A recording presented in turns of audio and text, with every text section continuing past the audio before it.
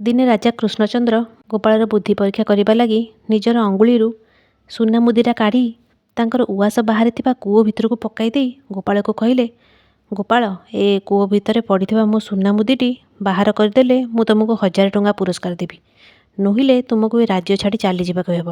ରାଜାଙ୍କର କଥା ଶୁଣି ଗୋପାଳ ଭାଣ୍ଡ କହିଲା, ମହାରାଜ, ଇଏ ବା କି କଥାର କଥା ଯେ ଏଥିପାଇଁ ରାଜ୍ୟ ଛାଡ଼ି ଚାଲିଯିବାକୁ ହେବ? ଆପଣ ଏଇଠି ଠିଆ ହୋଇଥାନ୍ତୁ, ମୁଁ ଯାଉଛି କୂଅ ଭିତରେ ପଶି ପାଣିରେ ବୁଡ଼ି ମୁଦିଟି କାଢ଼ି ଆଣିବି। ରାଜା ଟିକିଏ ହସି ଦେଇ କହିଲେ, କୂଅ ଭିତରେ ପଶିଲେ ହେବ ନାହିଁ ଗୋପାଳ, ଯଦି ବୁଦ୍ଧି ଅଛି ତେବେ ଠିଆ ହୋଇ ମୁଦିଟିକୁ ହାତ ପାହାନ୍ତକୁ ଘେନି ଆସ। ଦଉଡ଼ି ବା ଜଞ୍ଜିରରେ କୌଣସି ଜିନିଷ ବାନ୍ଧି କିମ୍ବା କାହାକୁ ପଠାଇ ଆଣିଲେ ହେବ ନାହିଁ।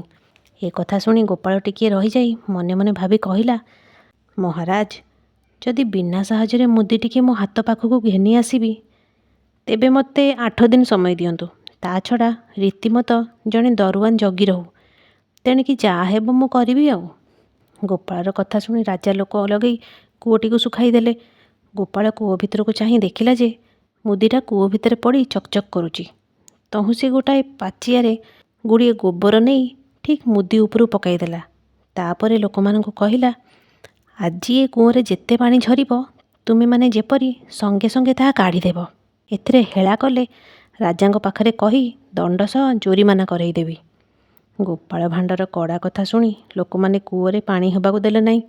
କୂଅଟି ସବୁବେଳେ ଶୁଖିଲା ହେବାରୁ ସୂର୍ଯ୍ୟକିରଣ ପଡ଼ି କ୍ରମେ ମାଟି ଗୁଡ଼ିକ ଶୁଖିଯାଇ ଫାଟିବାକୁ ଆରମ୍ଭ କଲା। ଲୋକେ କହନ୍ତି ଗୋବର ମାଟି ଧରି ଉଠେ। ମାଟି ଉପରେ ଢଳା ହୋଇଥିବା ଗୋବର ଗୁଡ଼ିକ ମଧ୍ୟ ସୂର୍ଯ୍ୟକିରଣ ଲାଗି ମାଟି କାମୁଡ଼ି ଘଷି ଭଳିଆ ହୋଇଗଲା। ଗୋପାଳ ଭାଣ୍ଡ କୂଅ ଉପରେ ଥାଇ ଗୋବର ମାଟି କାମୁଡ଼ି ଶୁଖିଯିବାର ଦେଖି ରାଜାଙ୍କୁ କହିଲା, ଏଥର କୂଅଟିକୁ ପାଣିରେ ପୂରା କରିଦିଅନ୍ତୁ।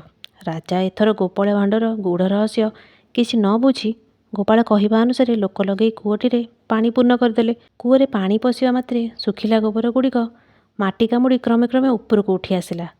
କୂଅଟି ଯେତେବେଳେ ପୂର୍ଣ୍ଣ ହୋଇଗଲା ସେତେବେଳେ ଗୋବର ଫଡ଼ାଟି ଆସି କୂଅ ମୁହଁରେ ଲାଗିଲା। ଗୋପାଳ ସଙ୍ଗେ ସଙ୍ଗେ ଗୋବର ଫଡ଼ାଟି ହାତରେ ଉଠାଇ ନେଇ ମହାରାଜା କୃଷ୍ଣଚନ୍ଦ୍ରଙ୍କ ସଭାରେ ଯାଇ ପହଞ୍ଚିଗଲା। ଗୋପାଳ ହାତରେ ଘଷି ଫଡ଼ାଟି ଦେଖି ରାଜା କହିଲେ, ଗୋପାଳ, ମୋ ମୁଦିଟି କାହିଁ ଦିଅ। ଗୋପାଳ ସଙ୍ଗେ ସଙ୍ଗେ ଘଷି ଫଡ଼ାଟି ଭାଙ୍ଗି ଦେଇ ତା ଭିତରୁ ମୁଦିଟି ବାହାର କରି ରାଜାଙ୍କ ଆଗରେ ଥୋଇ ଦେଇ କହିଲେ, ଏଇ ଆପଣଙ୍କ ମୁଦି ନିଅନ୍ତୁ ଛାମୁ, କିନ୍ତୁ ଏଇ ଗରିବର ପୁରସ୍କାରଟି ଦେଇ ଦିଅନ୍ତୁ। ଗୋପାଳ ଭାଣ୍ଡର ଅଦ୍ଭୁତ ବୁଦ୍ଧି ଦେଖି ସମସ୍ତେ ତାକୁ ଖୁବ୍ ପ୍ରଶଂସା କଲେ। ରାଜା ଗୋପାଳକୁ ଉପଯୁକ୍ତ ପୁରସ୍କାର ଦେଇ ବିଦା କରିଦେଲେ। ତା ସାଙ୍ଗମାନେ ଯଦି ଗପଟି ଭଲ ଲାଗିଥାଏ ତାହେଲେ ଲାଇକ୍, ସେୟାର, ସବସ୍କ୍ରାଇବ୍ ନିଶ୍ଚୟ କରିବେ। ଜୟ ଜଗନ୍ନାଥ।